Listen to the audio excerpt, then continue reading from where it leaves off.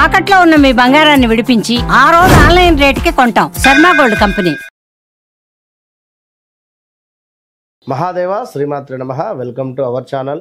రేపు రాబోయే మే నెలలో ద్వాదశ రాశుల వారికి సంబంధించి గురువు యొక్క మార్పు, దీని వలన మరి మేషం నుండి మీనరాశి వరకు, మొన్నటి వరకు కూడా ఉగాది రాశి ఫలాలు, ఉగాది పంచాంగము, అంతకుముందు జనవరిలో ఈ యొక్క ఆంగ్ల సంవత్సరానికి సంబంధించినటువంటి పంచాంగాలు చెప్పినటువంటి పరిస్థితి.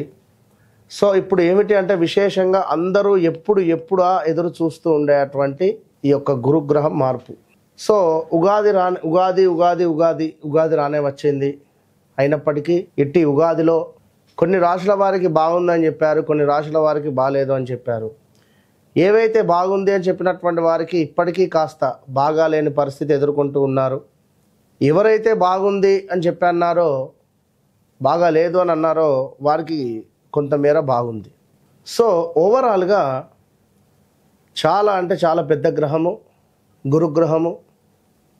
మనకు 2024 3వ నెల 4వ నెలలో మార్పు చెందినటువంటి గ్రహము.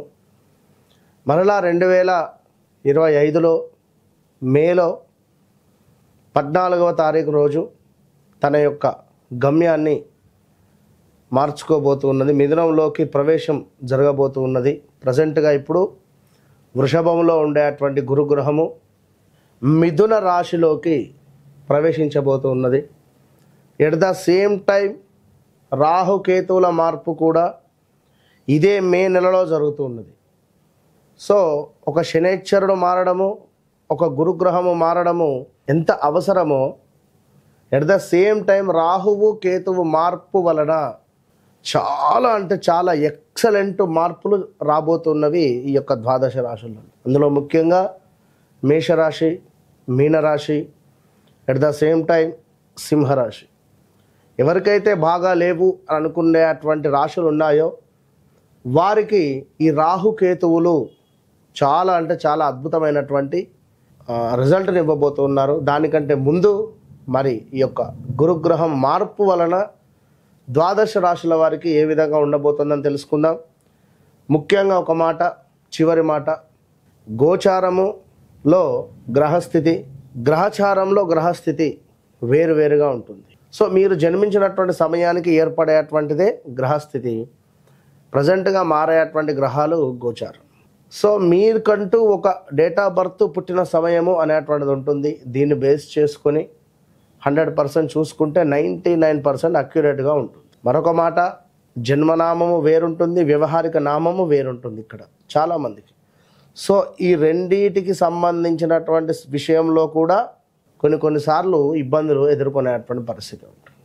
కనుక అన్ని విషయాలను అర్థం చేసుకొని మీకు అద్భుతమైనటువంటి రెమెడియా, రిజల్టా, ఏం జరుగుతుంది, జరిగింది, జరగబోతోంది అనేటువంటి అన్ని విషయాల్లో చెప్పేటువంటి వారు ఒక ఆస్ట్రాలజర్, మంచి సబ్జెక్ట్ ఉండేటువంటి వారిని కన్సల్ట్ అయ్యేటువంటి పరిస్థితి చేయండి. సో ప్రతిదీ కూడా సబ్జెక్టు పరంగా 100కు 100% అక్యురేట్గా చెప్పేటువంటి పరిస్థితి అమ్మవారి దయ వల్ల మనకున్నది. కనుక మీరు ఎవరైనా కూడా ఖచ్చితంగా ఛాలెంజ్గా చెప్తున్నా, మీ డేట్ ఆఫ్ బర్త్, పుట్టిన సమయం మాకు ఇచ్చినట్టయితే ఖచ్చితంగా కూడా మీ జీవితంలో జరిగింది, జరుగుతుంది అనేటువంటిది 100% జరగబోయేది కూడా మేమే చెప్పేటువంటి పరిస్థితి ఉంది. సో ఈ విషయాన్ని మీరు గమనించుకోండి ప్రేక్షకులు. తులారాశి వారికి పాపం 2024లో చాలా అంటే చాలా తీవ్రమైనటువంటి ఇబ్బందికరమైనటువంటి సంఘటనలు ఎన్నెన్నో కూడా జరిగిపోయి ఉన్నాయి. సో 2023 చాలా బాగుంది. 2022లో మళ్ళీ బాగాలేదు. ఇప్పుడు 2025లో ఈ మే తర్వాత ఏ విధంగా ఉండబోతోంది అనేటువంటి విషయాన్ని మనం ఒక్కసారి తెలుసుకుందాం. ఇక్కడ తులారాశి అనగానే కొంతమేర మనం వారికి ఏం చెప్పలేం. ఎందుకంటే నేను పట్టిన కుందేలకు 3 కాళ్ళనే వాదించేటువంటి వారు ఎక్కువగా కూడా ఉంటారు. ఇందులో ప్రాక్షరము అంటే ప్రకాష్, ప్రమోదు, ప్రదీపు, ప్రశాంత్, ప్రవళిక, రాజు, రమేష్, రేవంత్, రోషన్, ఇలా ఎవరైనా 2024లో వీరికి ఏదో ఒక బ్యాడ్ ఈవెంట్ జరిగి ఉండాలి. ఎంతటి తోపులైనా కూడా 2024లో ఏదో ఒక చిన్న ఈవెంట్ అయినా జరిగి ఉండాలి. ఉదాహరణకు రాజేంద్ర ప్రసాద్ కావచ్చును, సినీ యాక్టర్ మన హీరో రాజ్ తరుణ్ కావచ్చును, ఇలా చాలామంది ఉన్నారు. నేను జస్ట్ చెప్తున్నా. సో ఇప్పుడు వీరికి 2025 మే తర్వాత చాలా అంటే చాలా అద్భుతంగా ఉంది. మరి అది ఎలాంటి అద్భుతమైనటువంటి వాతావరణం అనేటువంటిది చూసుకున్నట్టయితే పూర్తిగా లక్ష్మీ స్థానము వీరి యందు ఉన్నది. అంటే 9లోకి గురువు. దీనివల్ల స్థిరాస్తులలో లాభాలు, లాటరీలలో లాభాలు, చేసే ప్రతి పనిలో లాభము, గుర్రపు పందాలలో లాభాలు, అద్భుతమైనటువంటి విజయము, స్త్రీ మూలిక ఇబ్బందులున్నా కూడా అవి తొలగిపోయి విజయం వైపుగా దూసుకుపోతారు. ఎవరైతే వారి వారి కులాచారంలో ఉన్నారో వారికి పేరు ప్రఖ్యాతలు వచ్చేటువంటి పరిస్థితి ఉంది. దీంతో పాటుగా సంతానము కాని వారికి సంతాన యోగము కనబడుతూ ఉన్నది. దైవానుగ్రహము గోచరిస్తూ ఉన్నది. ఐశ్వర్య ప్రాప్తి కనబడుతూ ఉన్నది. ప్రతి పని చాలా అనుకూలంగా మారి మీకు అద్భుతమైనటువంటి రిజల్ట్ను తీసుకొని రాబోతూ ఉన్నది. చక్కటి బంధు వృద్ధి ఉన్నది. అంతకుముందు గొడవలు జరిగిన, అవమానాలు జరిగిన ఏ ఉన్నా కూడా ఇవన్నీ కూడా సమసిపోతున్నాయి. శుభకార్యాలు చేసేటువంటి పరిస్థితి ఉంది. ధన లాభము కనబడుతుంది. శరీరంలో కూడా అద్భుతమైనటువంటి మార్పులు కనబడుతుంది. అంటే గత సంవత్సరంలో ఎంతో ఇబ్బందికరంగా వ్యాధులు కూడా శరీరము సహకరించగా ఇబ్బంది పడినటువంటి వారికి బాగుంటుంది ఈ సంవత్సరం. ఇక మరీ ముఖ్యంగా స్థాన చలనాలు, ప్రదేశ మార్పులు, నివాసములో మార్పులు, అంటే మీరుండేటువంటి ప్రదేశంలో కూడా మార్పులు చెందే పరిస్థితి ఉంటుంది. అదేవిధంగా కొంత మనశ్చింత, వస్తు నాశనాలు ఉన్నవి. ఉద్యోగానికి సంబంధించినటువంటి విషయాలలో కూడా బదిలీలు ఉన్నవి. కొన్ని విషయాలలో తులారాశి వారు ముందే చెప్పాను, విడిచిపెట్టండి, లీవ్ ఇట్.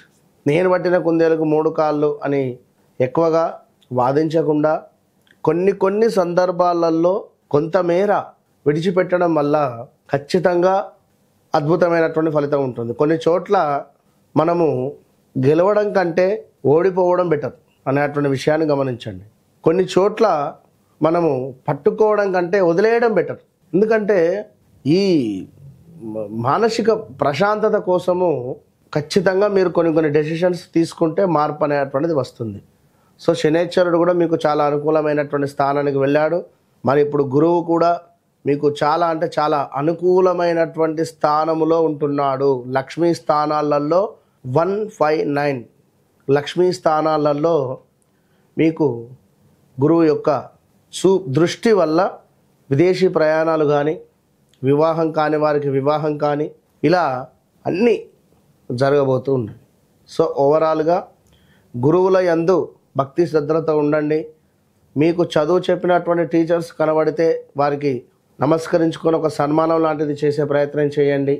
వారి మంచి చెడు కాస్త మీ శక్తి అనుసారంగా చూసే ప్రయత్నం చేయండి. వారికో 1000 రూపాయలు అవసరం పడ్డాయి అనుకుందాం, ఒకసారి సహాయం చేయండి మీ శక్తి మేర. సో ఇలాంటివి చేయడం వల్ల గురువు యాక్టివేషన్లోకి వస్తాడు. సో ప్రతిరోజు ఎల్లో రిలేటెడ్ ఉండేటువంటి క్లాత్ తీసుకొని దానితో తుడుచుకోవడం వల్ల కూడా, అంటే ఖర్చు రూపకంగా వాడడము, సో ఎటైనా ట్రావెలింగ్లో దాన్ని కట్టుకోవడం కానీ ఇలా చేయడం వల్ల గురువు యొక్క అనుగ్రహం మనకు కొంతమేర లభిస్తుంది. ఇంట్లో ఉండేటువంటి తల్లిదండ్రులను ప్రేమగా చూసుకునేటువంటి ప్రయత్నం చేయండి. All the best.